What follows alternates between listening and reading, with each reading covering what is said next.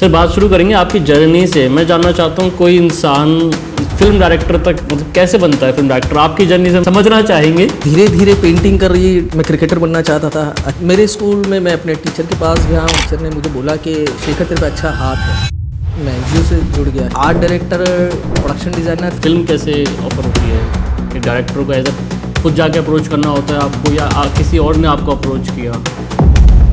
अभी सिनेमा के साथ यही प्रॉब्लम चल रहा है, इंडियन सिनेमा वो सैंडविच बन के रह गया है। वो दिखाना इंडियन फिल्म चाहता है, मगर ट्रीटमेंट वो हॉलीवुड वाला है। सोसाइटी को इम्पैक्ट कर रहा है सिनेमा। हाँ, क्योंकि उनके लिए क्राइम इतना ईजी हो गया ना, मज़ा आ रहा है यार किसी का गर्दन काटने में। एग्जैक्टली क्या रोड मैप रहना चाहिए अगर उनको डायरेक्टर तक पहुँचना है, डायरेक्टर बनना है, डायरेक्शन में आना है, फिल्म मेकिंग में आना, तो क्या पैसा बिल्कुल भूल जाए, मतलब कमाएंगे कैसे फिर? मतलब आपकी फेवरेट फिल्म कौन सी है? रॉकस्टार मूवी का एक कॉन्सेप्ट है जो वो बार बार रिपीटेडली हर जगह कहते हैं कि अगर आप एक अच्छा आर्टिस्ट बनना चाहते हो तो आपको बहुत पेन से गुजरना पड़ेगा। Is it true? Film making में एआई का कितना इम्पैक्ट आपको लगता है? पता क्या चलता है डायरेक्टर को कि ये फिल्म हिट जाएगी या ये जो मैं बना रहा हूँ ये एकदम रियल सिनेमा है, प्योर है, लोगों को पसंद आएगा? हेलो एवरीवन, आज हमारे जो गेस्ट हैं वो है एक बेहतरीन आर्टिस्ट, एक script writer, actor, film maker, art director and director. एक ऐसी हस्ती जिनकी फिल्म दादा साहब फाल्के अवार्ड में टॉप 100 में शामिल हुई। इनकी पहली फिल्म तमाशबीन ने 100 से ज़्यादा अवार्ड जीते। उनकी दूसरी फिल्म यूं ही खामा खा दादा साहब फाल्के अवार्ड में टॉप 100 में सिलेक्ट हुई। 200 से ज़्यादा टीवीसी एड्स कर चुके हैं। जेसीबी, टीवीएस, न जाने कितने सारे ब्रांड्स के साथ ये काम कर चुके हैं। Ford, Mustang, Apple, Google, idea, Tata, Maruti, Coke, Airtel, Vodafone, IPL, Bajrangi भाईजान, कॉकटेल, किक, स्पेशल 26, वजीर, हिंदी मीडियम, इन सभी फिल्मों में as a daily art director इन्होंने काम किया है। और भी बेहतरीन मूवीज जैसे आन्या, अर्जुन पटियाला और इन सारी फीचर फिल्म्स के अंदर इन्होंने एज अ प्रोडक्शन डिजाइनर काम किया है। साथ ही साथ 2 हॉलीवुड मूवीज में भी इन्होंने काम किया है। तो आज का पॉडकास्ट बहुत ज़्यादा खास होने वाला है उन सभी सिनेमा लवर्स के लिए, सिनेमा स्टूडेंट्स के लिए जो सिनेमा में अपना फ्यूचर देखते हैं। Thank you Shekhar sir for coming here, thank you so much. नमस्कार योगी, आपके चैनल पे आने के लिए। और मैं काफ़ी टाइम से एक प्लेटफॉर्म ढूंढ रहा था जहाँ पर मैं चाह रहा था कि मेरे अंदर जो मन में खुराफात है, जो मुझे लगता है कि मुझे लोगों को बतानी चाहिए, बट मैं एग्जैक्टली ऐसा प्लेटफॉर्म ढूंढ रहा था जहाँ ये चीज़ें कही जाए और सही लोगों के ज़रिए ये सही माध्यम है कि वहाँ तक लोगों के पास चीज़ें पहुँचे। तो मेरा दोस्त है, जो आपके भी दोस्त हैं, जिन्होंने मुझे आपके पास भेजा, तो मुझे लगा कि नहीं, एक राइट प्लेटफॉर्म जिस पे मुझे आना चाहिए, मुझे बताना चाहिए, बच्चों को पता चलने, क्योंकि सृष्टि का नियम यही है कि जो आपके पास है वो दे के जाओ। तो मैं चाहता नहीं कि जो मेरे जहन में वो मेरे साथ ही चला जाए, है ना, चाहे वो सही है या गलत है। क्योंकि जब भी कोई इंसान करता है वो सही करता है तो पूरे मन से करे, गलत भी कर रहा है तो पूरे मन से करे, चाहे वो क्राइम क्यों ना करे या वो अच्छा काम क्यों ना करे। तो इसलिए सर ये तो हमारा सौभाग्य है कि आपके इतने अच्छे विचार हैं कि आप चाहते हैं जो आपके मन में जो आपने सीखा वो बांटें, और यही मतलब हमारे जो स्टूडेंट्स हम चाहते हैं कि वो सब इन चीज़ों को सीखें। जी जी जी। तो मैं एक चीज़ और कहूँगा योगी जी, जो कि देखिए हर चीज़ को ना हम ये बोलें, जो मेरी अपनी सोच है, इसको थोड़ा वैसा मत ले जाना कि हम ना हर चीज़ को सीखने के तरफ ना भाग के हम चीज़ों को समझना चालू करें कि जो भी चीज़ें हम समझते हैं तो हम कर पाते हैं। हम चीज़ें सीख नहीं रहे, है ना, हम चीज़ों को समझ रहे हैं। बचपन से हम चीज़ें समझते हैं तो हम उस चीज़ को करने लगते हैं। तो सेम चीज़ है कि हम सीखने जाए ना जाए कोई भी चीज़ हो, क्योंकि सब चीज़ स्किल नहीं है, ये आदतें हैं, इनको हमें समझना पड़ेगा। चाहे वो आर्ट हो, चाहे वो पेंटिंग हो, चाहे वो सिनेमाटोग्राफी हो, चाहे वो लाइटिंग हो, चाहे वो बोलना हो या खाना पकाना हो, कुछ भी हो। बहुत अच्छी बात है सर कि चीज़ें सीखो नहीं, समझने की कोशिश करो उनको। सीखने के पर्सपेक्टिव एक ना रखें अलग है, क्योंकि सीखा हुआ सिर्फ एक लिमिटेशन है सीखने की। बंदे कहते हैं ताउम्र हम इंसान सीख तो लिया, हाँ समझ लिया, सही बात है, सही बात है। सर बात शुरू करेंगे आपकी जर्नी से। मैं जानना चाहता हूँ कोई इंसान फिल्म डायरेक्टर तक मतलब कैसे बनता है फिल्म डायरेक्टर, आपकी जर्नी से हम समझना चाहेंगे। हाँ समझना चाहेंगे कि हम कैसे चीज़ें कर सकें। तो मेरा एक लोअर मिडिल क्लास फैमिली से रहा। मैं घर में 8 बहन भाई, मैं सबसे छोटा 8वें नंबर पे, और मम्मी पापा दोनों गवर्नमेंट जॉब, ठीक है। तो पढ़ाई से दिल चुराना और दिमाग भी वैसा ही ऊट पटांग सा। तो खेल में रहा, डांस में रहा, एक्टिंग में रहा, पेंटिंग करता ही था, और सब चीज़ जब आपको चीज़ें समझने आने लगती है ना, तो वो आपको इंटरेस्ट बनाती है, फिर वो आपका अपना होने लगता है, तो आपको लगता है मैं इस लायक हूँ। जब समझ नहीं आती ना, तो फिर आपको वो अलग लगने लगती है। तो ये रहा कि धीरे धीरे पेंटिंग कर रही, मैं क्रिकेटर बनना चाहता था, अच्छे लेवल पे क्रिकेट भी खेला। मेरे गुरुजी, जब मैंने क्रिकेट छोड़ा, कुछ प्रॉब्लम्स आई तो क्रिकेट छोड़ा, तो मेरे गुरुजी ने मेरे को, मैं जिस स्कूल में पढ़ता था, मैं अच्छा स्टूडेंट था पेंटिंग का, तो 10th में मेरे फेल हो गया मैं पढ़ाई थी नहीं तो फेल होना ही था। तो मेरे स्कूल में मैं अपने टीचर के पास गया, वहाँ पर मेरे टीचर ने मुझे बोला कि शेखर तेरे पे अच्छा हाथ है, तो तू क्या करके अपनी पेंटिंग को रेगुलर कर, इलस्ट्रेशंस कर, पेंटिंग कर, क्योंकि मुझे नहीं लगता है तू दूसरी फील्ड में जा पाएगा, क्योंकि एजुकेशन वाइज तो तू बिल्कुल जीरो है। तो फिर मैंने सर की बात मानी और मैंने पेंटिंग करी। नेशनल बाल भवन में बचपन से जाता था, थिएटर भी करता था, तो वहाँ मैंने as an teacher, art instructor मैंने काम किया, थिएटर बच्चों को सिखाया, पेंटिंग सिखाई। मैं एनजीओ से जुड़ गया। तो सृष्टि आपके लिए सब कुछ ना तय करके रखती है। थिएटर किया था वो, अब जाके इस दिन ज़िंदगी में काम आने वाला था मेरे। एक दिन मैं अपनी एनजीओ से जॉब करके वापस आ रहा था, मेरी अपनी खुद की मॉडिफाई करी हुई बाइक थी RX 100, सबकी फेवरेट होती है। तो बाइक से मैं जा रहा था, तो एकदम से मेरे कोच, मेरे जिनके साथ मैं क्रिकेट खेलता था, उनका फ़ोन आया कि तू कहाँ है। रात के 7:30 का टाइम हो रहा था। मैंने कहा मैं तो घर जा रहा हूँ। कह रहे यार जल्दी से ना तू मालवीय नगर आ जा, वहाँ पर ना ऑडिशन चल रहे हैं और उनको ना तेरे जैसा लड़का चाहिए। अच्छा। जो क्रिकेटर भी हो और एक्टर भी हो। अच्छा। खुराफाती सा। वहाँ गया, मैंने शूट किया, लीड एक्टर इसमें मेरा आया, छोटा सा, मतलब कि 12-13 बच्चे थे, उनमें से मेरा भी था। बट सबको मेरी ऑन स्क्रीन लुक बड़ी अच्छी लगी। फिर मैं क्रिकेट खेलता ही था, एक्टर था ही, बेशरम था ही, क्योंकि एक्टर तो बेशरम होता है ना, वो कुछ भी कहीं भी कर देता है ना, नादां बच्चों की तरह, झिझक नहीं होती है। हाँ, वो नादां बच्चों की तरह बेशरम होके वो कुछ भी कहीं भी कर देता है। तो मैंने वैसा ही किया। तो वहाँ जाने के बाद ना मेरे को एक सर मिले, जो मेरे एक और गुरु बने। अच्छा। फिल्म के अंदर आर्ट डायरेक्टर विक्रम वर्मा, जो अभी FTII में प्रोफेसर है आर्ट डिपार्टमेंट के। मैंने सर को बोला सर मैं पेंटर भी, मैं इलस्ट्रेशन करता हूँ, मेरा काम देखा, तो कह रहे नहीं तू एक्टर कर। मैंने कहा सर मैं एक्टिंग, मेरे को लगता है कि आपको पता चल जाता है ना आप कहाँ डिजर्व करते हो, आपका कंफर्ट जोन का है। कंफर्ट मतलब कि आपको क्या चीज़ ज़्यादा समझ आती है। तो मैंने कहा सर मेरी सेट डिज़ाइनिंग और ये सब चीज़ें मेरे को बड़ी पसंद है। मेरे को बहुत उन लोगों के पीछे गया। फिर एक टाइम फ़ोन आया कि हाँ शेखर आ जा, और फिल्म लाइन में तेरा एक शूट है। वो कह रहे एक फिल्म है। मैंने कहा फिल्म, ओए होए, बट ये नहीं पता एड फिल्म है। अच्छा। फिल्म तो हमें फिल्म लगती थी। सही बात है। हमें पता ही नहीं, क्योंकि हम तो फिल्म देखते थे सर। हाँ। तो हमें ये नहीं पता कि आर्ट डिपार्टमेंट भी होता है, आर्ट डायरेक्टर भी होता है, सेट डिजाइनिंग भी होती है, हमें ये पता ही नहीं था। मैं गया, फिर उन्होंने बोला कि शिखर ये सब चीज़, और मेरा पहले जॉब बहुत अच्छा रहा। वहाँ से मेरी ज़िंदगी की शुरुआत हुई फिल्म लाइन के अंदर। धीरे धीरे लोगों से बातें करना, क्योंकि कोई था नहीं ना गाइड करने वाला, समझाने वाला कि किससे बात करने के। बट मैंने एक ज़िंदगी में एक चीज़ देखी है, कलाकार या कारीगर ना इंस्टीट्यूट्स में समझाया जा सकता है, पनपता वो दुकानों में ही है। ठीक बात है। कारीगर दुकान में ही होता है। तो प्रैक्टिकल नॉलेज होना ना बहुत ज़रूरी है आपको ना, क्योंकि जब भी आप किसी को देखते हो ना, तो ये आपका जो दिमाग है ना, वो उसको बैठा लेता है, क्योंकि ये ज़रिया है चीज़ों को समझने का। वो है आँख से आपके ब्रेन पे जाता है, ब्रेक फिर आपको इंस्ट्रक्शन देता है, ये ऐसा ये वैसा है। तो समझने के लिए आपको देखना बहुत ज़रूरी है। किसी को पेंटिंग करते हुए, किसी को क्रिकेट खेलते हुए, किसी को एक्टिंग करते हुए, जब हम देखते हैं तो हम समझते हैं, और फिर हम उस चीज़ को रिपीटेशन कहते हैं। सेम लाइक एक्टिंग, आपके पास बोलना आता है, आपको हंसना आता है, आपको रोना आता है, आपको सब कुछ करना आता है, उसका रिपीटेशन कॉल एक्टिंग है। तो उसके लिए सीखना नहीं है, समझना है कि कब कौन सी चीज़ हमें कब रिएक्ट करनी, कौन सा एक्सप्रेशंस कब डालना है। तो वो है। इससे ज़्यादा अभी आगे की जर्नी ऐसी हुई कि मैं फिर आर्ट डायरेक्टर, प्रोडक्शन डिज़ाइनर, फिर एक मेरे दोस्त की वाइफ थी, मतलब कि उनके बड़े ब्रदर की वाइफ, उनकी भाभी लगी। बोला शेखर भाई आपका ना विज़न बड़ा अच्छा, you are a good storyteller, आप स्टोरी बोर्ड बहुत अच्छा कर देते हो, आप चीज़ों को अंडरस्टैंड बहुत अच्छे करते हो, आप समझाते बहुत अच्छे हो, तो आप डायरेक्शन करो। अब ये कीड़ा मेरे में पहले से था, मतलब कि मुझे पता था कि मैं अच्छा स्टोरी टेलर हूँ, अच्छी डायरेक्शन कर सकता हूँ।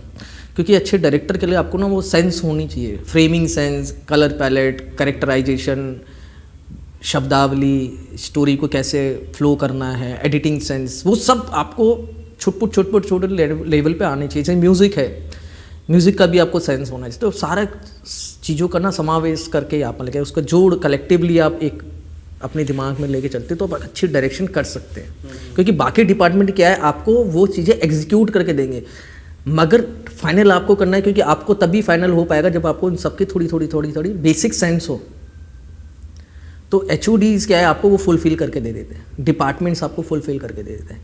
आप सिनेमाटोग्राफर को बोलते हैं मुझे ये फ्रेम चाहिए, ये उसका पर्सपेक्टिव होना चाहिए, तो वो अपनी स्किल्स के द्वारा आपको वो चीज़ करके दे देगा। बट आपको वो सेंस होनी चाहिए कि मुझे फ्रेम क्या चाहिए, हेडरूम कितना होना चाहिए, राइट लेफ्ट कितना होना चाहिए, डेप्थ ऑफ फील्ड कितनी होनी चाहिए, क्लोजअप कहाँ लेना है।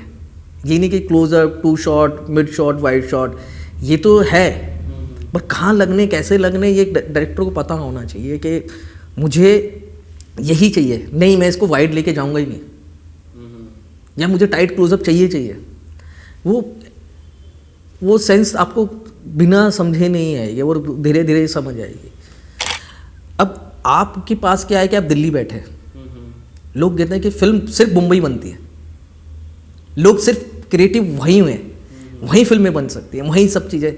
अब ठीक है, मैंने भी यहाँ फिल्में बनाई, मेरी पहली फिल्म 100+ अवार्ड ले गई, तमाशबीन, ठीक है, 17 मिनट की फिल्म है। मेरी सेकंड फिल्म यूं ही खामा 40 मिनट की फिल्म है, Dada Saheb Phalke award, top 100 film रही।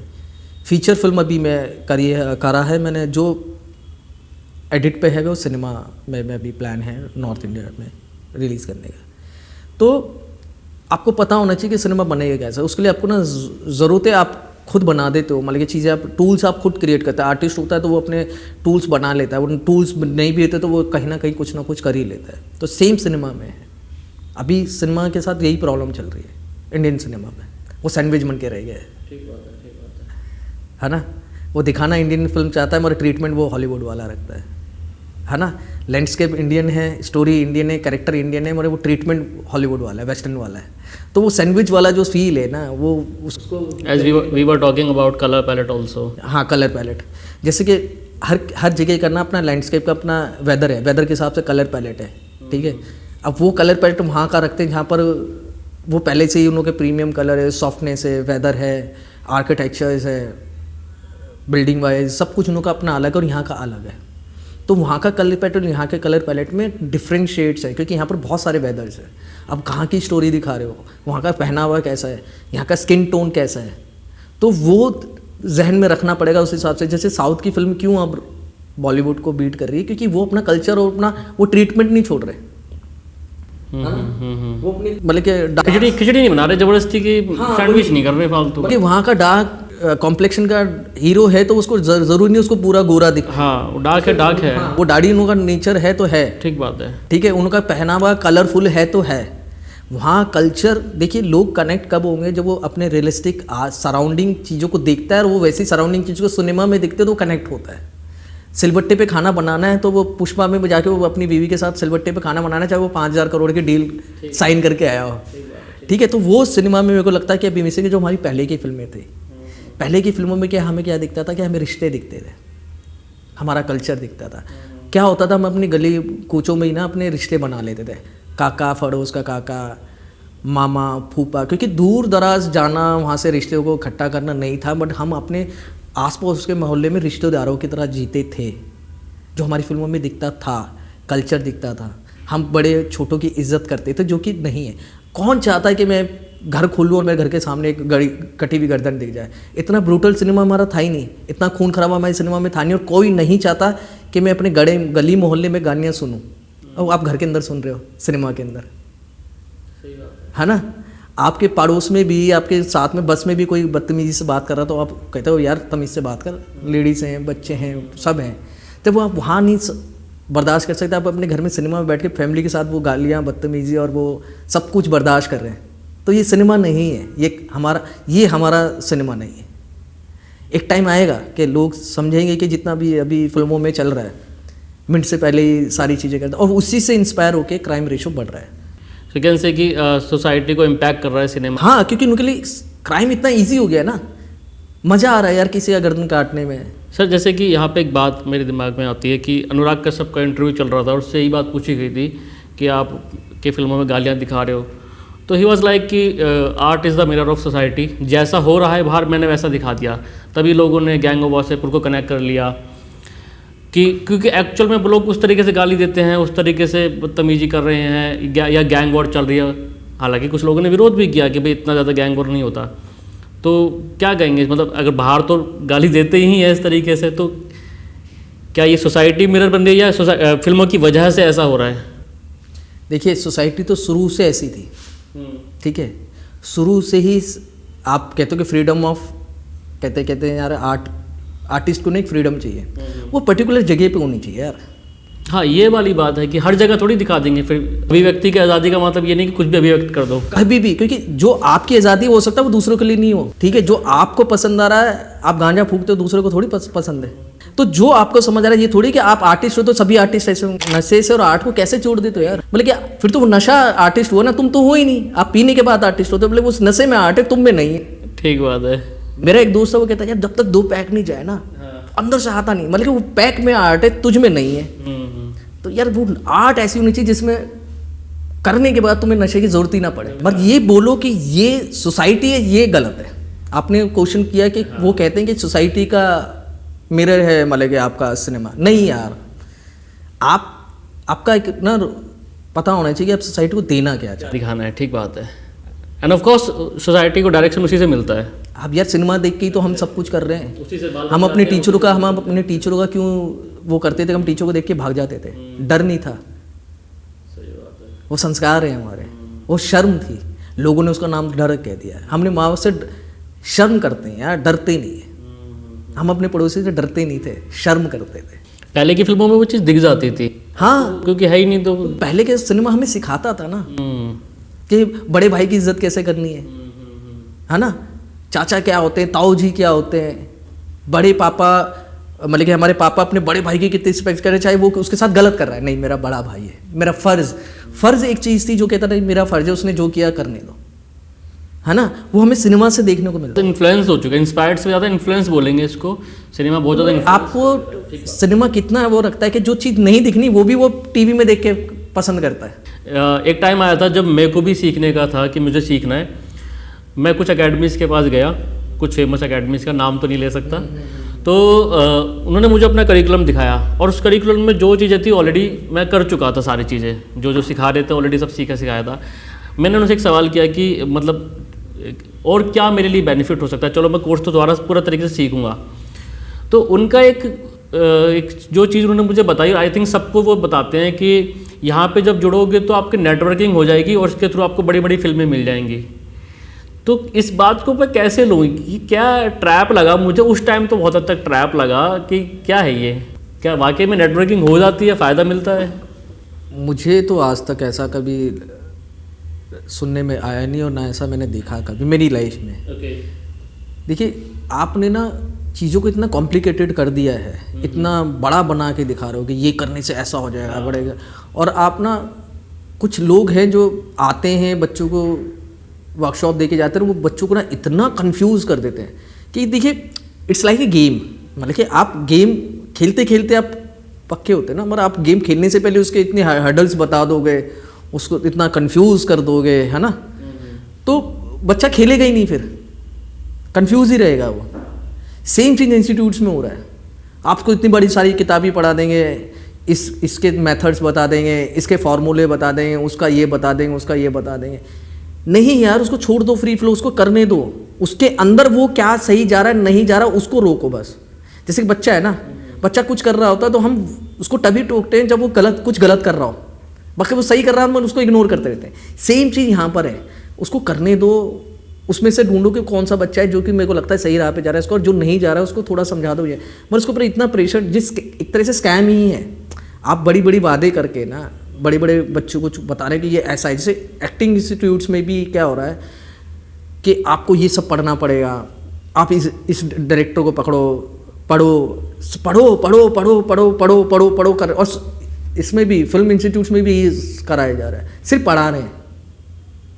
ठीक है, मेरे पास आते हैं बहुत सारे इंस्टीट्यूट्स के आते हैं, सेम बोलते हैं कि सर हमें 3 साल का डिग्री करा दिया, इतना सारा पैसा ले लिया, मगर फिल्म मेकिंग इतनी आसान है, आपके साथ काम करके लगता है कि नहीं यार। बहुत से बच्चे मेरे पास जाने के बाद कह रहे हैं कि सर मुझे लगता है कि मुझे इंस्टीट्यूट्स नहीं जाना चाहिए था, मुझे ऐसे बंदे के पास काम करना चाहिए था जो एक्चुअली ये करे। मगर सभी गलत है, मैं ये नहीं कहूँगा। समझाने का, देखो टीचिंग करने का भी एक तरीका है। ठीक बात है, ठीक बात है। मॉडर्न एजुकेशन या गुरुकुल, ठीक है, गुरुकुल में क्या है, प्रैक्टिकल नॉलेज थी, प्रैक्टिकल आपको ऑन द स्पॉट पता चलना चाहिए कि मेरे साथ ये हो रहा है। तो आप थ्योरी का तभी तो पता चल पाएगा, हाँ इस थ्योरी में ये लिखा था, मैंने करके देखा सेम टाइम। ये नहीं कि वो 4 साल वेट कर रहा है, जो थ्योरी में था वो 4 साल बाद देखूंगा कि ये ऐसा था कि नहीं था, और 4 साल बाद वो किताब में जो था उसको याद भी है कि नहीं है। ठीक बात है, ठीक बात है। समझ गए? तो आपको प्रैक्टिकल ही रह के वो इंस्टीट्यूट्स में, जैसे मैं आपको ये बोलने वाला था कि ये टोटल स्कैम है, मतलब कि आपको कहीं ना कोई लिंक नहीं मिलने वाला। सर ऐसा तो नहीं है फिर, मान लो अगर वो आगे जाकर के अप्लाई करना चाहता है कि भाई एज अ डायरेक्टर या किसी को एडी एज अ असिस्ट करना चाह रहा है, तो फिर उसको ऐसा कुछ तो नहीं है, डिग्री वगैरह मांगेंगे कहाँ से करके? देखो, एक आर्ट ऐसी फील्ड है जहाँ डिग्री काम नहीं करती, यहाँ सिर्फ टैलेंट काम करता है, आपका क्राफ्ट काम करता है। आप भले ही किसी और का काम उठा के ले जाओ, जब प्रैक्टिकली आता है ना तो लोग पकड़ लेते हैं इसका ये नहीं है, जो जिसने बोला ये नहीं है। जैसे मेरे काम में है, मेरे को लोग बोलते हैं कि शेखर ये तेरा काम नहीं क्योंकि आपका पहला फ्रेम खुलते ही ना पता चल जाता है कौन है। तो आपका वाला नेगेटिव पर्सपेक्टिव से पकड़ते हैं या पॉजिटिव पर्सपेक्टिव से कि नहीं इतना अच्छा कर दिया है? मतलब जब गलत, मतलब कि जब एक पैरामीटर्स होता है ना आर्टिस्ट के, आपकी ना एक्सपेक्टेशंस होती है कि ये इतना अच्छा करेगा, इससे नीचे यार तेरा नहीं लग रहा है। आप समझ रहे हो? जो आपने बोला कि किसी के पास असिस्टेंट के पास जाओ तो वो डिग्री मांगते हैं, तो देखो डिग्री दिखाने की जरूरत नहीं पड़ती, क्योंकि आपके ना कुछ सवाल जवाब में नहीं पता चल जाता है, ये सुलझा हुआ है, ये समझा हुआ है ना। जिस चीज़ की बात कर रहा है वो वही कर सकता है जिसको ये चीज़ पता है। देखो 2 ही लोग बातें करते हैं, ठीक है, जिसे या तो पता हो जो अज्ञानी हो। ज्ञानी की बातों से पता चलता है इसको ज्ञान है, अज्ञानी इधर उधर की बातें सुन के इधर की उधर जोड़ के ना कुछ चीज़ पेश कर रहा होता है ना। तो आपके शब्दावली से पता चल जाता है, और आपका रिएक्शंस जब आप शूट पे काम कर रहे होते हैं तो पता चल जाता है ये फ्रेम लगा रहा है, ये लाइटिंग लगा रहा है, बंदे को ऐसे बैठा है। ब्रीफ करने से बहुत सारे जैसे डायरेक्टर्स होते हैं, वो एडीज से बात करने से ज़्यादा ना अपने एक्टर से खुद बात कर रहे होते हैं, वो खुद समझा रहे होते हैं कि मुझे क्या चाहिए। इंटरेक्शन का एक्टरों के साथ खुद का होता है, ये नहीं कि आपने एडी से पूछ लो या स्क्रिप्ट पढ़ लो, है ना।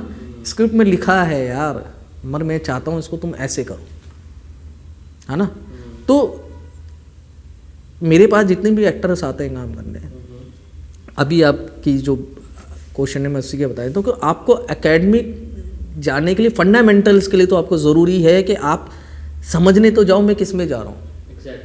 और बच्चों को सबसे पहले मैं ये कहूँगा, जो आने वाली जनरेशन है, कि बहुत जल्दी करना है, पैसा बनाना है, मज़े लेने और अपनी मन की लाइफ जीऊँगा, तो ये सिनेमा के लिए बिल्कुल ना है। ओके, ये सब पहले छोड़ना पड़ेगा, देन यू कैन कम। नहीं, लोग आते इसलिए ना कि नहीं बहुत कम टाइम में पैसा मिल जाएगा। अच्छा, वो सब करने को मिलेगा जो दूसरे सेक्टर में नहीं है। ओके, पहनना, अतरंगा रहो, नशे करो, ये करो, वो करो, समझ रहे हो, ये भी हो जाएगा, ये सब हो जाएगा, मगर इसके लिए तुम्हें यही फील्ड क्यों चुननी है यार। बट सर एक बात ये भी तो है ना कि जैसे मैं अपने एग्जांपल देकर आपको थोड़ा सा सवाल करने की कोशिश करूँगा कि एक टाइम था जो मैं अच्छा खासा अर्न कर रहा था as a graphic designer, as a senior position पे। सो उस टाइम पे मैं एजेंसीज़ के साथ भी टीवीसी कर रहा था, ठीक है। तो मुझे लगा कि मुझे प्रॉपर तरीके से सीखना चाहिए और अब जा कर के खुद की टीवीसी या खुद के प्रोजेक्ट्स उठाने चाहिए या एज अ एडी असिस्ट करना चाहिए किसी बड़े प्रोडक्शन हाउस को, ठीक है। कुछ शूट के दौरान मैं मुंबई मेरा जाना हुआ किसी प्रोजेक्ट के थ्रू, तो जब मैंने वहाँ जाके देखा कि भाई एडीज़ वगैरह क्या चार्जेस कर रहे हैं, तो पता लगा कि जो एडी हैं या बड़े प्रोडक्शन हाउसेस में काम कर रहे हैं वो मुश्किल से दिन का 5, मतलब वो एक प्रोजेक्ट पे 5,000 10,000, मतलब उनकी कोई वैल्यू ही नहीं बन पा रही।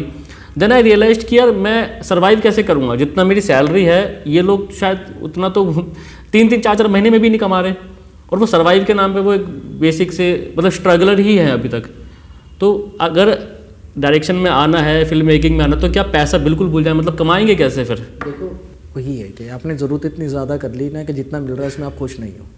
तो बिल्कुल जीरो पे से स्टार्ट करना पड़ेगा? जीरो नहीं, देखियो मैं कहता हूँ कि आप जो कर रहे हो ना, आपको इतना तो मिल रहा है कि आप जो आपकी बेसिक लाइफ थी स्कूल टाइम में, कॉलेज टाइम में, वो मैं जी रहा हूँ। आप समझ रहे हो, है ना? अभी देखिए आपका मन क्या चाहता है, आपको अच्छा डायरेक्टर बनना है, वो करने के लिए आपको कुछ ना कुछ तो वो चीज़ छोड़नी पड़ेगी ना जो आप दूसरी चीज़ लाइफ जीना चाहते हो। आप समझ रहे हो? आपका मेन अभी क्या है कि नहीं यार, मैं जैसे आज मैं बोलूँ, मैं लोग मुझे इसलिए काम नहीं देते आज के डेट में, प्रोडक्शन डिजाइनर, आर्ट डायरेक्टर, कि शेखर भाई बहुत महंगे हैं। और वो साइड करके मैं डायरेक्शन में आया। और आज की डेट में मेरे को रेयर कोई सीरियस लेता है कि ये डायरेक्शन भी कर सकता है, रेयर कोई सीरियस लेता है कि इसको काम देना चाहिए। ओके। बट थोड़े करने में अपनी जर्नी पूरी कर रहा हूँ, क्योंकि ये मेरी चॉइस है। तो सर्वाइव भी मुझे ही करना पड़ेगा, मतलब वो हडल्स भी मुझे ही फेस करने पड़ेंगे, है ना?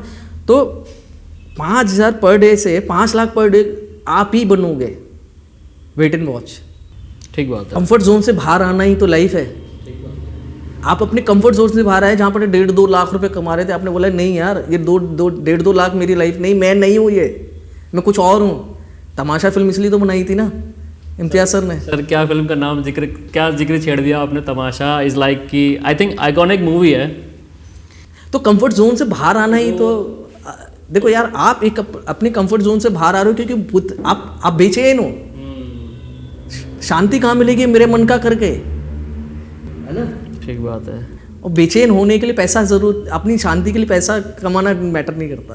तो आंसर मिल गया हो आपको अपने लिए भी? मेरे लिए तो मिल गया। ठीक बात है सर। मेरे तो बहुत सारे फिर आंसर मैंने खुद के खड़े भी कर लिए। खैर सर, जैसे आपने तमाशा मूवी का जिक्र किया, वन ऑफ माय फेवरेट, उसमें जो सिनेमाटोग्राफी दिखाई, उसका जो मैसेज था कि 2 कैरेक्टर दिखाना, मिरर के लेफ्ट राइट वाला कॉन्सेप्ट, और उसका वेद का नाम उल्टा करके देव वाला कॉन्सेप्ट, और बहुत सारी फिल्म उसके अंदर बहुत कुछ छुपा हुआ है। मेरी फेवरेट बन गई वो फिल्म।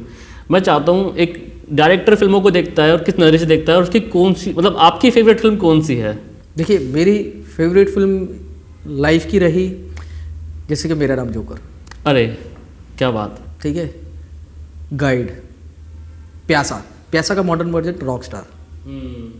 ठीक है, तो तमाशा भी अच्छी है। ठीक है, और any message from this movies? देखिए सबसे पहले तो तुम्हारी जो फेवरेट है तमाशा। अच्छा। हमेशा ना एक इंसान अपना आपको ना अनकम्प्लीट फील कर रहा होता है, क्योंकि वो उसकी मन की नहीं कर पा रहा होता। जो भी कुछ देर पहले मैंने बोला कि आप अपने कंफर्ट जोन से बाहर तभी आ पाते हो जब आपका मन का हो पाता है। अब मन का होने के लिए आप कहीं भी ना कम खा लोगे, कम पहन लोगे, मगर मन की शांति मिलनी वहीं है जहाँ पर आप, जैसे जो आपको भगवान ने बना के भेजा, आपका नेचर अलाउ करेगा आपको शांति। और वो नेचर में ही है कि यार मैं ये बन के पैदा हुआ, मैं ये कर क्यों नहीं रहा, समझे? तब तक शांति मिलने वाली नहीं मिलने वाली। अब वही ना कि मैं अपने मेरा बहुत अच्छा कंफर्ट जोन था, मतलब 3-4 लाख रुपए सैलरी मिल रही थी मेरे को, मैं गाड़ी भी ले रहा था, मैं सबको समर मैं जी नहीं रहा था अपने आप को। तमाशा में वही बताया कि आपको अपने आप को जीना है तो इंसान तमाशा बन के रह जाता है जब उसकी मन की नहीं रहती, है ना? आपने मेरा नाम जोकर फिल्म देखी है, राज कपूर साहब की फेवरेट फिल्म, और मेरी बहुत ज़्यादा। ऐसा कुछ था क्या, मेरा नाम जोकर जब आई थी तब उस टाइम पे हिट नहीं हुई थी, बाद में जाके हिट हुई है, ऐसा कुछ था क्या? हाँ यही हुआ। अच्छा, कि ये मेरा नाम जोकर मेरे को लगता है राज कपूर साहब ने अपनी लाइफ के ऊपर फिल्म बनाई। यार राज कपूर साहब ने अपने ऊपर, मतलब कि राज कपूर साहब का ड्रीम था वो। राज कपूर साहब जो कहना चाहते थे अपनी लाइफ को लेके, वो मेरा नाम जोकर के जरिए कहना चाहते थे।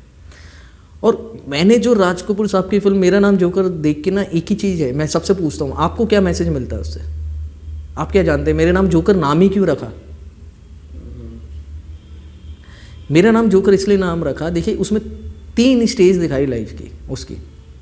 पहली बचपन की, जब उसको अपने टीचर से प्यार होता है। पहला लेसन क्या मिलता है कि प्यार करने वाले इंसान के लिए कोई उम्र मैटर नहीं करती, प्यार के लिए कोई उम्र मैटर नहीं करती। दूसरा आता है, इसको एक रशियन लड़की से प्यार होता है जो उसके सर्कस में मिलती है। तो प्यार के लिए ना भाषा की ज़रूरत नहीं है, वो एक्सप्रेशन है। वो रशियन बोलती है, इंडियन बोलती है, बट उनके एक्सप्रेशन, आई कांटेक्ट ऐसा होता है, वो प्यार का जाहिर कर चुके होते हैं, वो लड़की भी और राज कपूर साहब भी। तो सेकंड ये है। तीसरा ये है कि जो आप जिससे प्यार करते हो वो आप ही का हो जाए, ये भी ज़रूरी नहीं है। और इस तरह के जो प्यार करता है वो इट्स लाइक ए जोकर। इसलिए मेरा नाम जोकर, क्योंकि मैंने ऐसा ही प्यार किया था सबके साथ। Now I can connect with your movie Tamashbeen. Yes. तो राज कपूर साहब कहने जा रहे थे कि जो सच्चा प्यार करता है इट्स लाइक ए जोकर। और आप देखना, जो सच्चा प्यार करके बैठ के रो रहा होता है, लोग उसका मजाक उड़ा रहे होते, तो वो तमाशा बन के रह जाता है सबके लिए। अभी आएगा, ये रोएगा, ये तो जख्मी दिल है यार, है ना, ये अभी दुखड़े धोएगा, दिल टूटा आशिक। हाँ, तो लोगों के लिए तमाशा ही बन के, जोकर ही बन के रह जाता है ना।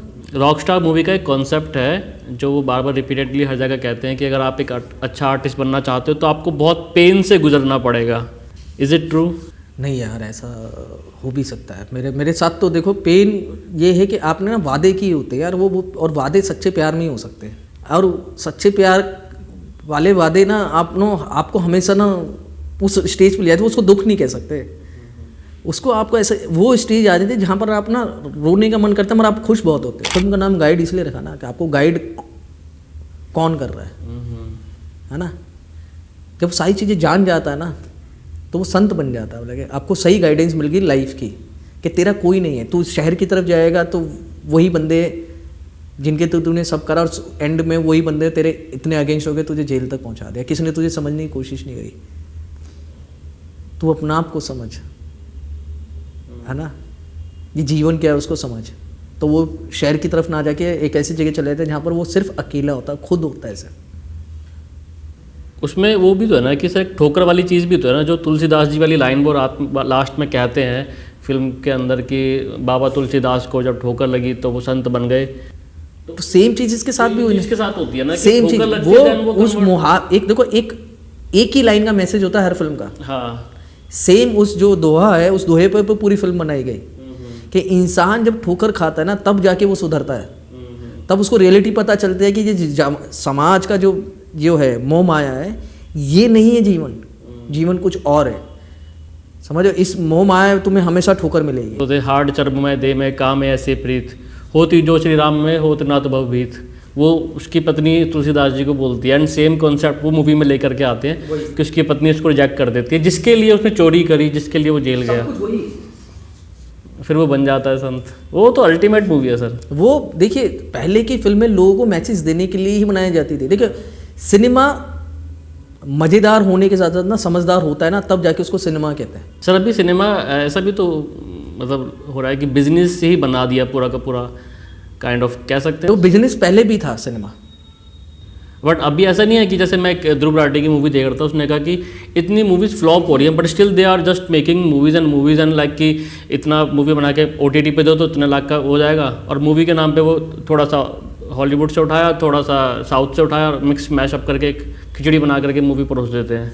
देखो, मैं वही कह रहा हूँ ना, कुछ उन लोगों की इंडस्ट्री बन चुकी है जो एक्चुअली सिनेमा मेकर नहीं है, क्राफ्टमैन नहीं है। We can say they are just businessmen. वो टाइम वेस्ट कर रहे, बिजनेस भी नहीं कर रहे ना। वो इंडस्ट्री खराब कर रहे हैं, वो बिजनेस भी नहीं कर रहे। देखो ना, कितनी सारी नेटफ्लिक्स, अमेजोन सब लॉस में है ना। अब रिकवरी करने के लिए सब आप उसमें जुड़ गए हैं, सोनी, ये सब। ये वो लोग आके बैठ गए जो सिनेमा के लिए थे ही नहीं ना, हैं शॉर्ट टर्म वाले, पैसा बनाने वाले। अभी रिसेंटली आपको कोई ऐसी मूवी जो लगी हो कि हाँ यार ये प्योर सिनेमा बनाया है? देखो, कांतारा है, पुष्पा है। तो साउथ वाले वो ना बिजनेस चाहते हैं, मगर वो कहेंगे बिजनेस करूं किस पे, सिनेमा पे ही तो करूंगा। फिल्म बिकेगी तो बिजनेस होगी ना, तो वो अच्छी फिल्म बनाने पे ध्यान देते हैं। यहाँ बेचने पे पहले ध्यान देते हैं। फिल्म क्या बनेगी उससे मतलब नहीं है यार, आपने चीज़ बेचोगे क्या, जो अच्छा बनेगा वही तो बिकेगा। पहले के फिल्म मेकर, प्रोड्यूसर क्या करते थे कि तू अच्छी फिल्म बना, क्योंकि अच्छी चीज़ तो कोई भी खरीदेगा ना, अच्छा प्रोडक्ट तो कोई भी खरीदेगा। फिटिंग की शर्ट, कलर अच्छा, सब कुछ अच्छा तो कोई भी खरीदेगा ना। बेढंगी फिटिंग का कपड़ा कोई पहन के घूमेगा? ठीक बात है। तो सेम चीज़ पहले का फिल्म मेकर क्या कहता था कि यार तू अच्छी फिल्म बना, पैसे की चिंता मत कर। उसे पता अच्छी बन के तो डिस्ट्रीब्यूटर में पे 10 आएंगे, मेरे मन के रेट देंगे, और लोग भी सिनेमा देखने आएंगे टिकटें खरीदेंगे, पेपर अगर वो डिजिटली भी रिलीज हो रही तो लोग देखेंगे कि यार ये फिल्म देखनी है यार। और वो फिल्म देखने के लिए आपको नॉर्मल पीपल से कनेक्ट करना पड़ेगा अपना। पता कैसे चलता है डायरेक्टर को कि ये फिल्म हिट जाएगी या ये जो मैं बना रहा हूँ ये एकदम रियल सिनेमा है, प्योर है, लोगों को पसंद आएगा? देखो, इंस्पायर होके तो सिनेमा नहीं बनाना जो आपका आजकल चल रहा है, कॉपी पेस्ट, है ना। तो देखिए, आप जब तक आप अपने सराउंडिंग नहीं समझेंगे ना, आप अच्छा सिनेमा नहीं बना पाएंगे। आपके सराउंडिंग की डिमांड क्या है ना। आप ढेरों फिल्में देख रहे हैं, आजकल क्या हो रहा है कि नेटफ्लिक्स पे ये देख लिया, वो देख लिया, ऐसा देख लिया, वैसा देखे जा रहे। मगर एक्चुअल मार्केट में गैदरिंग करना, है ना, लोगों से मिलना, कैरेक्टराइजेशन पे काम करना, ये सब नहीं है। क्या देखो, लोग तकलीफ में क्यों है, तकलीफ से बाहर कैसे हैं, लोगों की डिमांड क्या है, वो समझना पड़ेगा, तभी सिनेमा बनाओगे। क्योंकि लोग चाहते हैं कि यार मुझे ऐसा कुछ देखने को मिले जहाँ से मुझे सीखने को मिले और मैं कुछ नया लेके आऊँ अपनी लाइफ के अंदर, इंस्पायर हो जाऊँ चीज़ों से। सर, एक क्वेश्चन दिमाग में है कि जब एक मूवी बनती है तो पर्दे पे तो बहुत सारे लोग दिख रहे हैं, एक्टर दिख रहा है, हीरोइन दिख रही है, पर्दे के पीछे कौन कौन होता है, किस किस का एफर्ट है और क्या क्या उनकी जॉब प्रोफाइल रहती है? देखो, सबसे पहले फिल्म जाती है एक राइटर के पास, या डायरेक्टर भी आजकल राइटर हैं, तो वो एक कॉन्सेप्ट लिखते हैं कि हाँ मेरे को लगता है कि इस सब्जेक्ट के ऊपर फिल्म बननी। तो सबसे पहले आता है राइटर आता है, तो फिर एक प्रोड्यूसर उसको देखता है कि भाई ये मेरे को अच्छी लग रही है फिल्म, वो ढूंढता है डायरेक्टर। बहुत सा टाइम ऐसा होता है कि डायरेक्टर ही प्रोड्यूसर ढूंढ के ला रहा होता है। उसके बाद वो देखते हैं कि भाई उसमें क्रिएटिवली कौन कौन लोग मेरे साथ, जो डिपार्टमेंट जैसे सिनेमाटोग्राफर है, वो अपनी फिल्म के हिसाब से देखते हैं कि भाई मेरे सर्कल में कौन अच्छा सिनेमाटोग्राफर है, या मेरी फिल्म के लिए मेरे को ये सिनेमाटोग्राफर चाहिए। फिर आता है आपका जो मेन काम करता है वो प्रोडक्शन डिज़ाइन, जो क्रिएटिवली विजुअल, जो डायरेक्टर के पर्सपेक्टिव है या जो स्क्रिप्ट कहना चाहती है, स्क्रिप्ट को स्टडी करता है कि स्क्रिप्ट का मैसेज क्या है, उसका ट्रीटमेंट कैसा रहेगा, उसका कलर्स कैसे रहेंगे, उसकी लोकेशंस कैसे रहेगी, उसकी कैरेक्टराइजेशन, वो प्रोडक्शन डिज़ाइनर और डायरेक्टर के साथ बैठ के, राइटर के साथ बैठ के वो सारी चीज़ें फाइनल करते हैं। फिर उसके बाद उसके जो कैरेक्टर्स हैं, एक्टर्स हैं, उन पे बात होती है। कास्टिंग डायरेक्टर आता है, वो कास्ट पे बात करते हैं, कैरेक्टर्स पे बात करते हैं। फिर कॉस्ट्यूम्स पे बात आती है, कॉस्ट्यूम डिज़ाइनर होते हैं, स्टाइलिस्ट जिसे कहते हैं, स्टाइलिंग जो करते हैं पूरा। फिर आपका आता है म्यूज़िक, कि हमें यार इस फिल्म के अंदर ऐसा लगता है कि ऐसा म्यूज़िक होना चाहिए, यहाँ पर आइटम सॉन्ग होना चाहिए, ठीक है, मैं इंडियन सिनेमा की बात करूँगा, है ना। फिर उसमें देखते हैं कि नहीं जी सिचुएशनल सॉन्ग होना चाहिए, या आइटम नंबर, ये डांस नंबर होना चाहिए, है ना। वो आता है। फिर नीचे HODs फाइनल करने को, head of the department final करने को आते हैं। नीचे टेक्नीशियन होते हैं, वो अपने अपने डिपार्टमेंट अपने अपने हिसाब से, अपनी अपनी सहूलियत के हिसाब से वो टीम को जोड़ना चालू करते हैं। प्रोड्यूसर होता है, वो पैसा अपना खुद का लगाता है या मार्केट से पैसा लाता है। फिर वो एक बंदा पकड़ता है जो सही बंदों की टीम इकट्ठा करते हैं, जिसे कहते हैं executive producer, EP। Executive producer सारी चीज़ों को लाइन अप करता है, बजट वाइज, लोकेशन वाइज। फिर आपका क्रिएटिव प्रोड्यूसर्स होते हैं, है ना। क्रिएटिव प्रोड्यूसर्स क्या कहते हैं, क्रिएटिवली फिल्म को बजट वाइज डिज़ाइन कर रहा होता है क्रिएटिव प्रोड्यूसर का, जो जितना मुझे पता है। But art director, production designer इससे लेकर इंजीनियर, आर्ट डायरेक्टर, कॉन्ट्रैक्टर। जब पहले फिल्मों में प्रोडक्शन डिज़ाइन नहीं था तो आर्ट डायरेक्टर ही प्रोडक्शन डिज़ाइनर होता था। इसको लेके मैं भी थोड़ा सा कंफ्यूज हूँ, art direction and production designer में। प्रोडक्शन वाला तो सारा ही काम कर रहा होता है A to Z। प्रोडक्शन एक फ्लोर प्रोडक्शन अलग है, एक क्रिएटिव प्रोडक्शन अलग है। ओके। क्रिएटिव प्रोडक्शन को कहते हैं प्रोडक्शन डिज़ाइन। ठीक। लोकेशन कैसी होगी, कलर्स कैसे, ठीक है, क्या लाइटिंग होगी, तो प्रैक्टिकल्स कैसे होंगे, कॉस्ट्यूम ऐसी है, तो वो प्रोडक्शन डिज़ाइनर है, ठीक है। एक होता है प्रोडक्शन मैनेजर। प्रोडक्शन मैनेजर की ये सारी चीज़ आगे उसको मैनेज करना, ये चीज़ चाहिए, वो चाहिए, वो प्रोडक्शन मैनेजर अलग है। लोग कंफ्यूज होते हैं प्रोडक्शन डिज़ाइन और प्रोडक्शन मैनेजर। अब ये है कि चलन है कि प्रोडक्शन डिज़ाइनर, आर्ट डायरेक्टर, अभी अलग अलग हो गया, आर्ट डायरेक्टर अलग हो गया, डिज़ाइनर, हाँ, set designer, prop master, set dresser. Prop master क्या करता है? सर, जो स्क्रिप्ट के अकॉर्डिंग एक की प्रॉप्स होती है, एक एक्शन प्रॉप्स होती हैं, जैसे फ़ोन है एक्शन प्रॉप हो गई, डायरी हो गई एक्शन प्रॉप हो गई, लैपटॉप हो गया एक्शन प्रॉप हो गई, ठीक है। सपोर्टिंग प्रॉप्स, टेबल, चेयर, जी माइक, सपोर्टिंग प्रॉप्स, ठीक है। अब हो गया सेट ड्रेसिंग, इन्वायरमेंट डिज़ाइन करना अकॉर्डिंग टू कैरेक्टर। इंजीनियर तो इंजीनियर का रूम कैसा होगा, उसका घर कैसा होगा, डिपेंड ऑन नेचर डिज़ाइन करना, ठीक है। तो वो एक विजुअल, एक जो विज़न है डायरेक्टर का, डायरेक्टर के विज़न को फॉलो कर रहा है। प्रोडक्शन डिज़ाइनर अपना भी इनपुट देता है कि नहीं इसको ऐसा कर लेते हैं, इसको वैसा कर लेते हैं। वो फाइनल होने पे आर्ट डायरेक्टर के पास आता है, आर्ट डायरेक्टर अपने डिपार्टमेंट्स को चीज़ें पकड़ा देता है। वो सब आके एक जगह पे जब सेट बन जाता है तो उसको कह देते हैं फिल्म मेकिंग, है ना। ऐसी म्यूज़िक का है, म्यूज़िक बोलता है कि नहीं यार ये गाना है ऐसा, इसका ये टेक्सचर होगा, इस टेक्सचर को बहुत अच्छे से प्ले कर सकता है ये सिंगर। ये म्यूज़िक होना चाहिए, डिजिटल होना चाहिए, इंडियन क्लासिक म्यूज़िक होना चाहिए। वो डिपेंड करता है वो किस जॉनर में म्यूज़िक को ले जाएगा डायरेक्टर के। धीरे धीरे ना आपकी फिल्म स्क्रिप्ट डिमांड करती है कि मुझे कौन कौन क्या कहाँ चाहिए। तो फिल्म को, स्क्रिप्ट को स्टडी करना एक डायरेक्टर को पता होना चाहिए कि मेरी फिल्म है, क्योंकि राइटर ने लिखी है।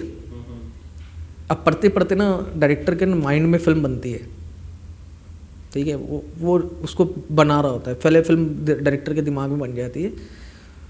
तो बहुत टाइम बोलता है ऑन द स्पॉट इम्प्रोवाइज भी कराते हैं, कैरेक्टर में करेक्शन कराते हैं। बहुत सारी फिल्में हैं, 90% जो मेरे को पता है मेरा एक्सपीरियंस के 90% फिल्में एग्जैक्ट स्क्रिप्ट के हिसाब से नहीं होती, उसमें 30% इम्प्रोवाइजेशन होता है, 30 to 40% इम्प्रोवाइजेशन चलती है।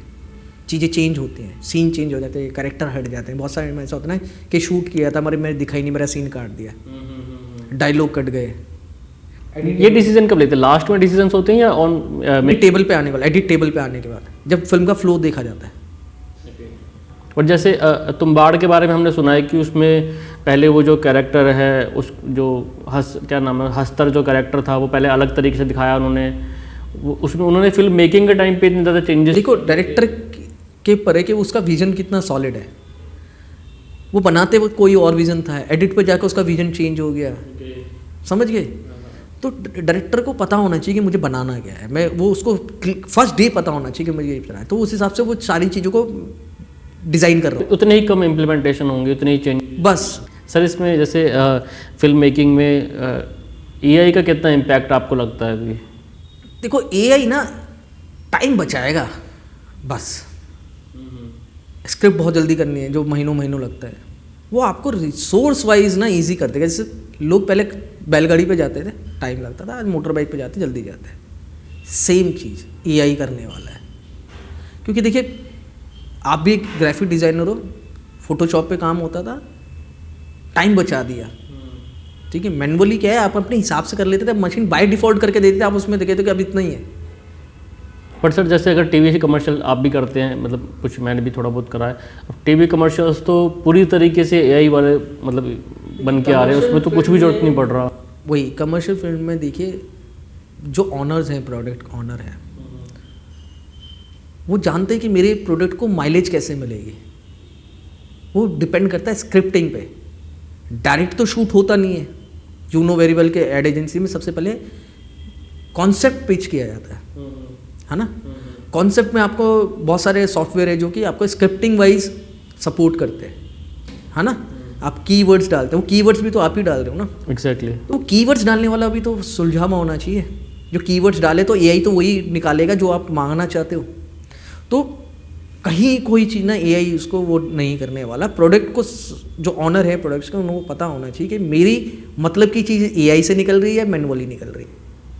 नहीं, बट जैसे as an director, as an बाकी आर्टिस्ट की बात करूँ, चाहे वो एक्टर हो, डायरेक्टर हो, एडी हो, सिनेमाटोग्राफर हो, उन सब की तो डिमांड एकदम से कम नहीं हो जाएगी नहीं, देखिए जब सब कुछ ही एआई ने पूरा बना के दे दिया। तो मैं वही चीज़ पे आऊँगा कि एआई एक लेवल तक ना आपको चीज़ें देगा, मगर जो एक्चुअल एडिटर है, एक्चुअल लिखने वाले हैं, क्योंकि ह्यूमन करेक्शंस चाहिए। ठीक है, ह्यूमन जो शब्दावली यूज़ करता है या फ्लो यूज़ करता है या एक्सप्रेशंस यूज़ करता है, एक डायरेक्टर ही तो पकड़ सकता है ना, एक एक्टर ही पकड़ सकता है ना। जो अब जैसे सिंक साउंड हो गया या डबिंग हो गया, एक्चुअल जब सिंक साउंड हो रहा होता है तो वो जो एक्सप्रेशन, वॉइस के एक्सप्रेशन, चेहरे के एक्सप्रेशन मैच होते हैं तो बिल्कुल सही जाता है। जब डबिंग पे जाते तो वो मूड और जब शूट किया था वो मूड और वो एक्सप्रेशंस कहीं कहीं बहुत कम मैच हो पाते हैं, है ना। तो सेम चीज़ है एआई में, जो एक्चुअल है वो एक्चुअल का जो फील है ना वो कहीं खेल नहीं होने वाला। घूम फिर के लोग, जैसे एक टाइम आया था कि अगर ओटीटी आ गया तो सिनेमा बंद हो जाएंगे। हाँ ठीक बात है। पबजी है ना, इट्स लाइक ए पबजी। जब तक नहीं समझे, जब तक पूरी तरह से नहीं खेल रहे, लोग इसके पीछे भागेंगे।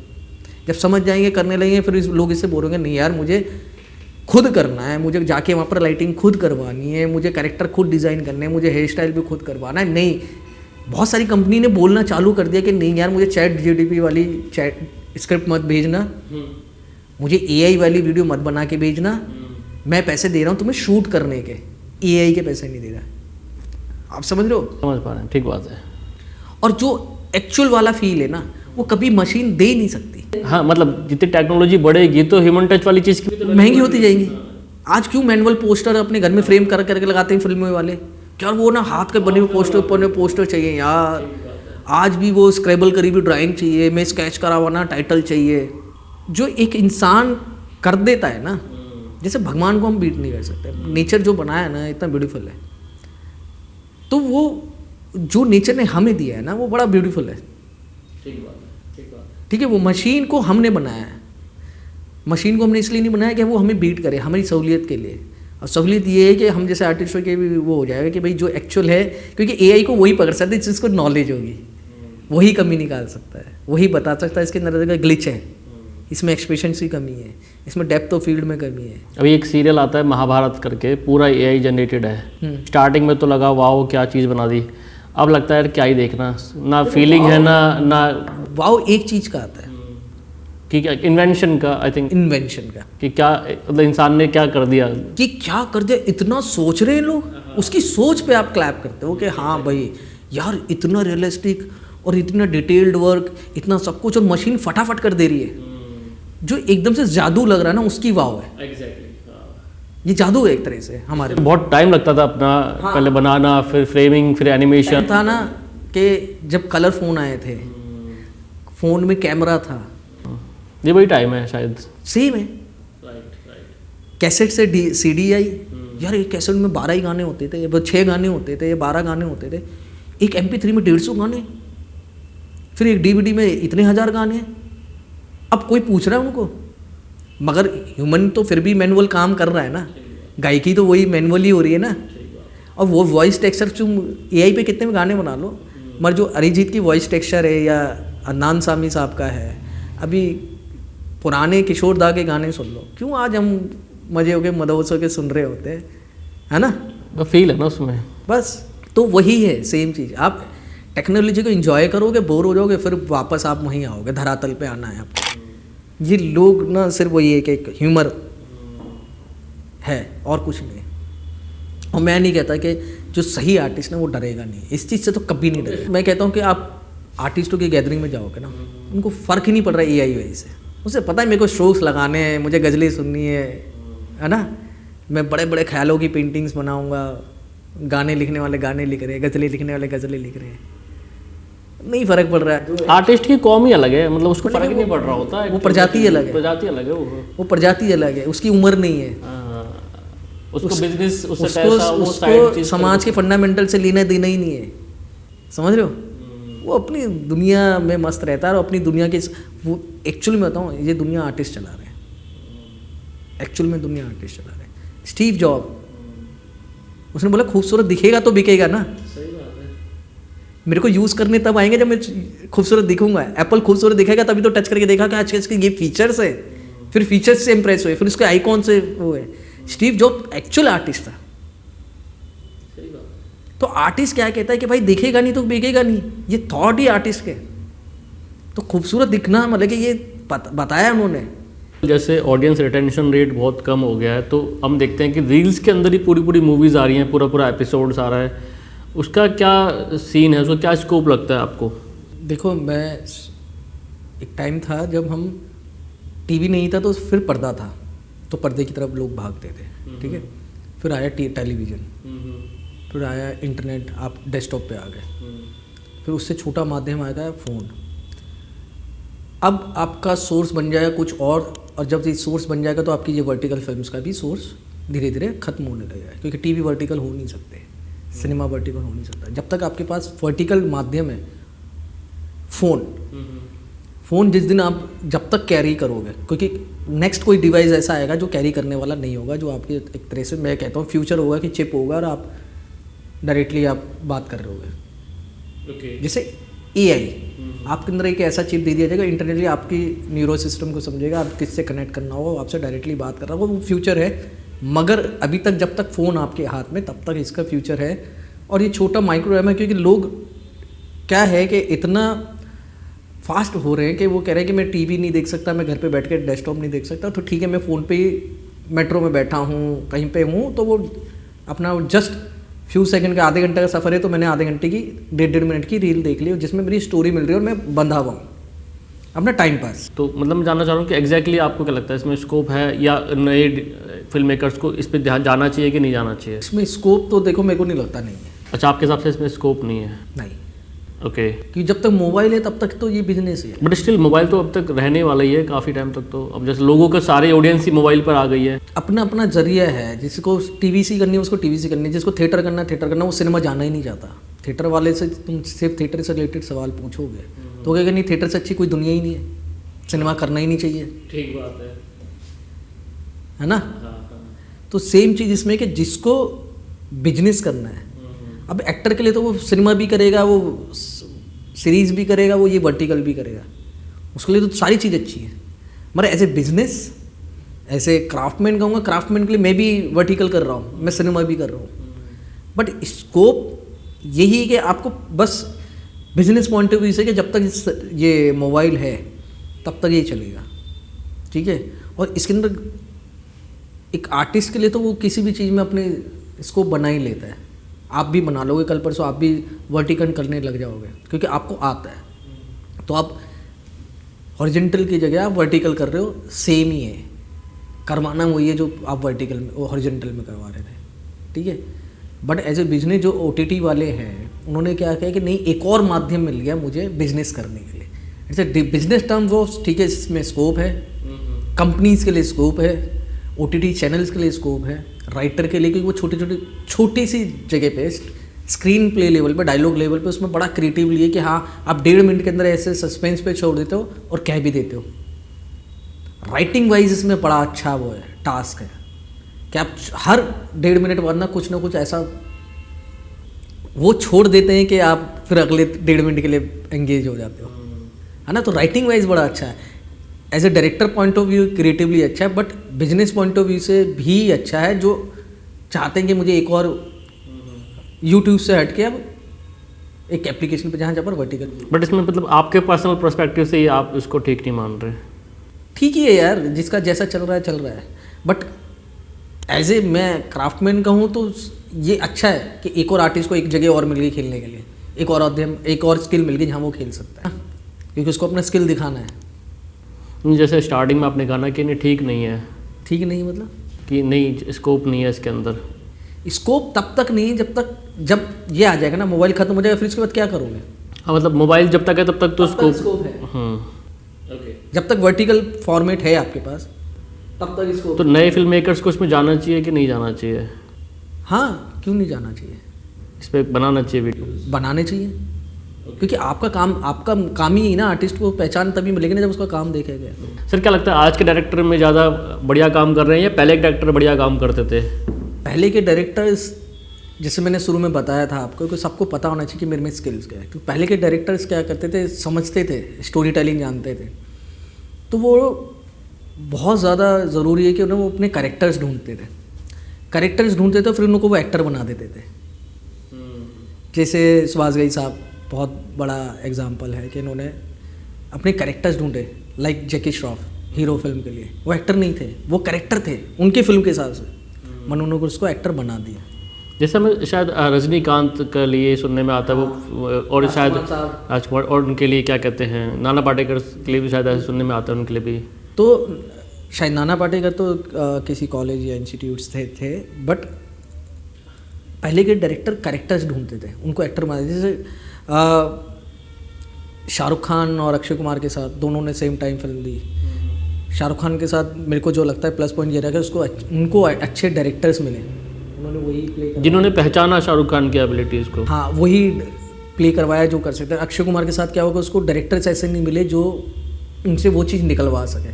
कुछ डायरेक्टर्स मिले संघर्ष में, ठीक है, बेबी हो गई, धड़कन हो गई, नमस्ते लंदन हो गई, जहाँ से उसे एक्चुअल में एज एन एक्टर काम कराया गया। स्टार फिल्म नहीं बनाता, फिल्म एक एक्टर को स्टार बना देती है। फिल्म हिट हो जाती है तो वो रातों रात स्टार हो जाए, जैसे आयुष्मान खुराना, विकी डॉनर, फुकरे, पुलकित सम्राट, कार्तिक आर्यन, ये फिल्मों से स्टार बने। हाँ, नाम होता है कि भाई बड़ा स्टार की फिल्म है तो शायद हिट हो जाएगी, बट ऐसा हमेशा होता नहीं है। अब वो टाइम गया, अब लोग पसंद कर रहे हैं रॉ जो सिनेमा है, लोग देखना चाहते हैं। अब नहीं है कि भाई फलाने स्टार की मूवी देखना पड़ेगा। तो फिल्म अच्छी बनाने पे फोकस रहना चाहिए। फिल्म अच्छी बनेगी तो जो उसके अंदर किरदार थे वो स्टार बन जाएंगे रात।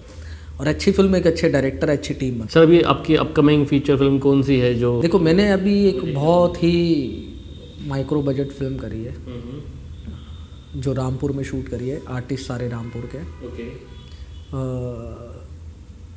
नए बच्चों के साथ काम करा है, जिसका नाम है प्रायश्चित द रॉन्ग लैंड। प्रायश्चित द रॉन्ग लैंड ये हमारी सनातन संस्कृति के ऊपर पूरी फिल्म है कि हमारी सनातन संस्कृति के सिद्धांत क्या है। हमारी सनातन संस्कृति पूजा पद्धति करना तो ये अपने अपने मन है, मगर हमारी सनातन संस्कृति बोलती है कि एक्चुअल जो तरीका है जीने का वो है, क्योंकि हमारी सनातन संस्कृति में किसी को कभी दंड देना लिखा ही नहीं। किसी ने गलती करी, उसने बोला मुझसे गलती हो गई, मतलब वो तभी सुधर गया। मतलब प्रायश्चित वाला कॉन्सेप्ट है। हाँ, ये है। और ये बहुत जल्दी मतलब कि हो सकता नहीं सिनेमा पे आएगी। मैं अभी यूपी, दिल्ली, नॉर्थ टेरिटरी जो सिनेमा है उस पर पूरी फिल्म अभी रिलीज़ करने का पूरा प्लान है उसको फाइनल। तो ये हमें कहाँ देखने को मिल सकती है? ये पहले सिनेमाज में आएगी, दिल्ली, यूपी में, थिएटर्स में, फिर उसके बाद OTT पे। ग्रेट। उम्मीद है कि इस पॉडकास्ट के बाद वो चीज़ें भी बाहर निकल के आए एंड हमें बाकी ऑडियंस को भी देखने को मिले। जो आपके नेटवर्क में उनको तो देखने को मिल गई, लेकिन बाकी लोगों को भी देखने को मिले। हाँ, एक मेरी फिल्म है जो मेरे को लगता है कि यूथ को देखनी चाहिए, तमाशबीन, जो यूट्यूब पे है। तमाशबीन जरूर देखिएगा। मैंने देखी, मैं बहुत ज़्यादा मतलब आपको पता लगेगा कि जो सर ने स्टार्टिंग में बात कही थी, मेरा नाम जोकर वाला जो कॉन्सेप्ट है वो तमाशबीन में है। एक ही सेट में कैसे स्टोरी को कनेक्ट कर सकते हैं, story telling, script writing, YouTube पे अवेलेबल है, जरूर जाके चेक कीजिएगा, आपको बहुत मज़ा आने। अगर आपको प्योर सिनेमा पसंद है तो आपको जरूर देखनी चाहिए। ग्रेट सर, बहुत मज़ा आया आपके साथ बात करते हुए, और पता नहीं चला इतना सारा टाइम हमारा बीत गया। मन कर रहा है कि बैठ के और बातें करते हैं सिनेमा के बारे में, मूवीज़ के बारे में, लेकिन हमें ये कवर अप भी करना है। उम्मीद करता हूँ, उम्मीद क्या, मुझे पता है हमारे जो ऑडियंस है, स्टूडेंट्स हैं, उनको बहुत मज़ा आया होगा और बहुत कुछ सीखने को मिला होगा आज के इस गॉसिप से। I will not say the podcast. It's a gossip in between two. I'm not a director. In between a teacher and a student. आप सभी डायरेक्टर हैं यार, आपने सोचा है तभी ये सब चीज़ें हुई है, ये डायरेक्ट हो रही है ना। So हमारे ऑडियंस को मज़ा आया होगा इसको देख करके, एंड कमेंट करके बताइएगा कैसा लगा आपको, ये कौन सा बेस्ट पार्ट लगा वो बताइएगा। एंड सर की जो मूवीज़ है उनको जरूर जाके चेक कीजिएगा, नई मूवी रिलीज़ हो रही है उसको भी जरूर देखना है। And thank you sir, thank you so much. Thank you so much, thank you so much.